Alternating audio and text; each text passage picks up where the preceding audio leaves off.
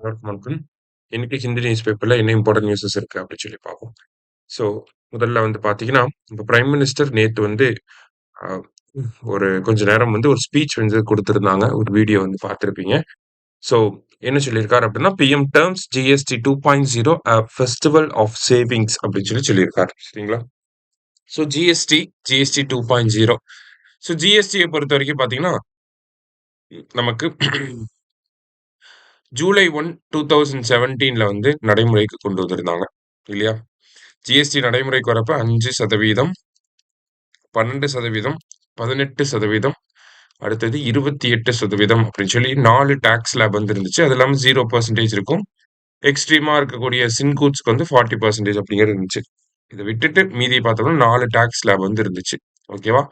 இந்த 4 டாக்ஸ் ஸ்லாப்ல வந்து பார்த்தீங்கன்னா, அ ஒரு அரவுண்ட் 8 இயர்ஸா வந்து இத பேஸ் பண்ணி தான் நமக்கு ஜிஎஸ்டி அப்படிங்கிறது வந்துகிட்டு இருந்துச்சு. மந்த்லி நமக்கு ஜிஎஸ்டி ரெவென்யூ கலெக்ஷன்ஸ்லாம் வந்து சொல்லுவாங்க. அதுல வந்து பார்த்தீங்கன்னா, ஏப்ரல் 2025 தான் பார்த்தீங்கன்னா, அதிக அளவுல ஜிஎஸ்டி கலெக்ஷன் வந்திருக்கும். கிட்டத்தட்ட 2.37 லேக் crore கிட்ட வந்து ஜிஎஸ்டி கலெக்ட் பண்ணியிருப்பாங்க. சரிங்களா? ஸோ இப்படி போய்க்கிட்டு இருந்துச்சு ஜிஎஸ்டியோட விஷயங்கள்.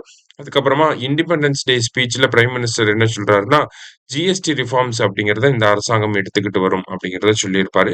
அதுக்கப்புறமா ஃபினான்ஸ் மினிஸ்ட்ரி ஒரு சர்க்குலர் வந்து வெளியிடுறாங்க. இந்த மாரி ஜிஎஸ்டி டாக்ஸ் ஸ்லாப வந்து கம்மி பண்ண போறோம் அப்படின்னு சொல்லி. கடைசியா பார்த்தீங்கன்னா, நமக்கு ஜிஎஸ்டி கவுன்சில்ல வந்து அப்ரூவல் கிடைச்சிருக்கும். அதுல என்ன பண்ணியிருப்பாங்க அப்படின்னா, இந்த 12% 28% இது 2யுமே வந்து இப்போ அ ரிமூவ் பண்ணிட்டாங்க. ரிமூவ் பண்ணிட்டு 28% இருக்கக்கூடிய ப்ராடக்ட்ஸ் எல்லாத்தையுமே இப்ப 18% மாத்துறாங்க. 12% இருக்கக்கூடிய ப்ராடக்ட்ஸ் எல்லாத்தையுமே 5% மாத்துறாங்க. ஓகேங்களா? அப்ப பொதுமக்கள் பயன்படுத்தக்கூடிய சாதாரண பொருட்களுடைய ஜிஎஸ்டி எல்லாமே கம்மியாகுது. சரிங்களா? கிட்டத்தட்ட நார்மல் பீப்பிள் பயன்படுத்தக்கூடிய எல்லா ப்ராடக்ட்ஸ்க்குமே ஜிஎஸ்டி வந்து அ கம்மியாகறனால, இது வந்து என்ன பண்ணும் அப்டின்னா, மக்கள் மத்தியில கன்சம்ப்ஷன அதிகப்படுத்தும் அப்டின்னு சொல்லியிருப்பாங்க. ஓகேவா? என்னதான் அரசாங்கத்துக்கு இப்ப வரிய கம்மி பண்றனால இனிஷியலா ஒரு லாஸ் இருந்தாலுமே, லாங் டெர்ம்ல அது வந்து எ என்ன ஆகும் அப்டின்னு சொல்லி பார்த்தீங்கன்னா, நெறைய கன்சம்ப்ஷன் அதிகமாகறனால அது மேனேஜ் பண்ணிற முடியும் அப்டிங்கிறத அரசாங்கமும் நம்புறாங்க. அதேதான் மாநில அரசாங்கமும் ஜிஎஸ்டி கவுன்சில்ல அந்த ஒரு ஒப்புதல் வழங்குனதுக்கு காரணம் அதுதான். இனிஷியலா ஒரு ஸ்லம்ப் இருந்தாலுமே போக போக வந்து அது வந்து பிக்கப் ஆயிரும் அப்படிங்கிறது தான். சரியா? ஸோ இந்த 5% 18% வரி. அது மட்டும் இல்லாம 40% இருக்கு. 40% எதுக்கு அப்படின்னு சொல்லி பார்த்தீங்கன்னா, சின்கூட்ஸ் அப்படின்னு சொல்லுவாங்க.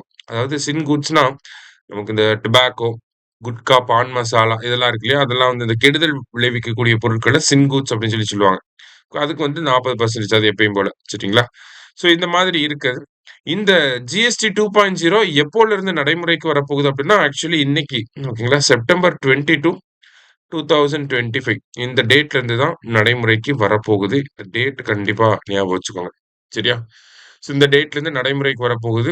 இந்த ரிஃபார்ம்ஸ் தான் வந்து பண்ணியிருக்காங்க. ஸோ அததான் அடுத்து வந்து பார்த்தீங்கன்னா, தீபாவளி மந்த்தா இருக்கனால அத வந்து ஃபெஸ்டிவல் ஆஃப் சேவிங்ஸ் அப்படின்னு சொல்லியிருக்காரு. தீபாவளி பரிசாக மக்களுக்கு இந்த ஜிஎஸ்டி ரிஃபார்ம்ஸ் இருக்கும் அப்படிங்கிறத சொல்லியிருக்காரு. அத தாண்டி பார்த்தீங்கன்னா, ஆ ஆத்ம நிர்பார் அப்படிங்கிறத பத்தி பேசியிருப்பாரு. அதாவது இந்தியாவோட ப்ராடக்ட்ஸ அதிக அளவுல வாங்கணும் அப்படிங்கிறத வந்து அங்க எம்பசைஸ் பண்ணியிருப்பாரு அந்த மீட்டிங்ல. சரியா? ஐ மீன் அந்த வீடியோல.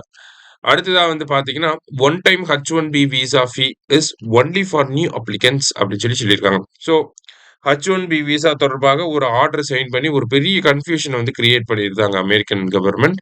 என்ன பண்ணியிருந்தாங்கன்னா, அ ஒவ்வொரு புதுசா H1B விசா வாங்குறவங்களும் $1,00,000 அமெரிக்கன் டாலர்ஸ் பே பண்ணணும். அது இல்லாம ஆல்ரெடி விசா வச்சிருக்கவங்க ரெனியூ பண்றதுக்கும் $1,00,000 அமெரிக்கன் டாலர்ஸ் வந்து பே பண்ணணும் அப்படின்ற ஒரு கன்ஃப்யூஷன். செப்டம்பர் 21க்குள்ள அமெரிக்காவுக்குள்ள வந்துரணும். இல்லாட்டி $1,00,000 வந்து $1,00,000 அமெரிக்கன் டாலர்ஸ் வந்து ஆ ரினியூவலுக்காக H1B விசா ரினியூவலுக்காக பண்ணணும் அப்படிங்கிறதெல்லாம் சொல்லியிருந்தாங்க. இப்போ ஒரு கிளாரிஃபிகேஷன் அப்படிங்கிறது வந்திருக்கு. இந்த H1B விசா பேமெண்ட் அப்படிங்கிறது ஒன் டைம் பேமெண்ட். சரியா? இனிஷியலா நீங்க இந்தியாவுல இருக்கீங்க, வேலை பார்க்குறீங்க. உங்களுக்கு அமெரிக்கா ஆன்சைட் ஆப்பர்ச்சுனிட்டி வந்து கிடைக்குது. H1B விசா எடுத்துட்டு அமெரிக்கா போகணும் அப்படிங்கிறப்ப, நீங்க $1,00,000 வந்து என்ன பண்ணணும்னா, அ அமெரிக்காவுக்கு ஒன் டைம் பேமெண்ட்டா குடுக்கணும். அதுக்கப்புறமா நீங்க அமெரிக்காவுக்கு போய்க்கலாம். அதுக்கப்புறமா நீங்க அந்த $1,00,000 வருஷம் வருஷம் குடுக்கணுங்கிற அவசியம் கிடையாது. சரியா? அதுக்கப்புறமா அந்த இயர்லி ரெனியூவபிள் சார்ஜஸ் மட்டும் தான் சரியா? ஸோ அந்த ஒரு கிளாரிஃபிகேஷன குடுத்துருக்காங்க. ஸோ இனிஷியலா என்ன ஒரு ஃபியர் இருந்துச்சுன்னா, நம்மளோட என்ஆர்ஐஸ் எல்லாமே இந்தியாவுக்கு வந்துருவாங்களோ அப்படிங்கிற ஒரு ஃபியர் இருந்துச்சு. இப்ப அந்த ஃபியர் இல்ல. யாரும் வரமாட்டாங்க. So back to normal. சரியா? அவ்வளோதான் இந்த இடத்துல குடுத்துருக்காங்க. ஸோ இன்றைய செய்தித்தாள்ல இருந்த முக்கியமான விஷயங்கள வந்து பார்த்துருக்கோம். நன்றி.